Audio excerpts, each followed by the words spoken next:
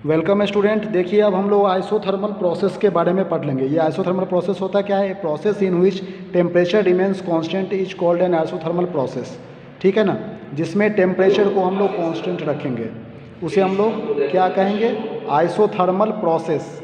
ठीक है, थर्मल मतलब होता है टेम्परेचर, और टेम्परेचर जिस प्रोसेस में कांस्टेंट रहेगा।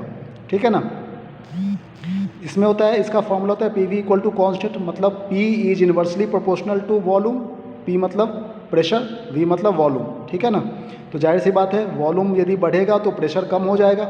ठीक है ना, मान लीजिए हीट पंप, इसका एग्जांपल है हीट पंप, या फिर फ्रिज। फ्रिज में जो भी रिएक्शन होते हैं तो फ्रिज में क्या होता है कि कांस्टेंट टेम्परेचर होता है।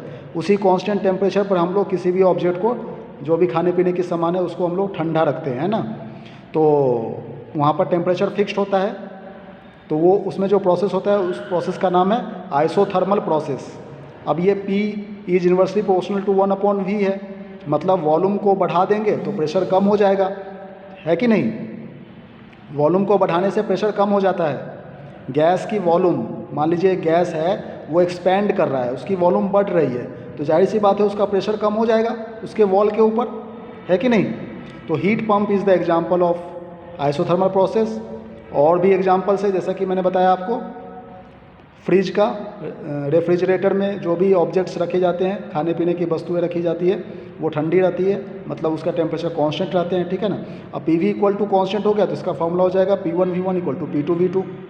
ठीक है ना, एक गैस के बारे में, ये पहला गैस का है प्रेशर वॉल्यूम, ये दूसरे टाइप के गैस का है प्रेशर वॉल्यूम, सारे सबको इसी तरीके से देखा गया, सब में एक जैसा काम हो रहा है, मतलब वॉल्यूम बढ़ रहा है तो प्रेशर उसका कम हो जा रहा है। ठीक है ना, तो इसी को हम लोग आइसोथर्मल प्रोसेस कहते हैं। अब हम लोग नेक्स्ट वीडियो में समझेंगे आइसोकोरिक प्रोसेस के बारे में, आइसोबेरिक प्रोसेस के बारे में। ठीक है ना, आइसो और भी डिफरेंट टाइप्स ऑफ है, इसके बारे में देखेंगे नेक्स्ट वीडियो में। Okay, thank you very much.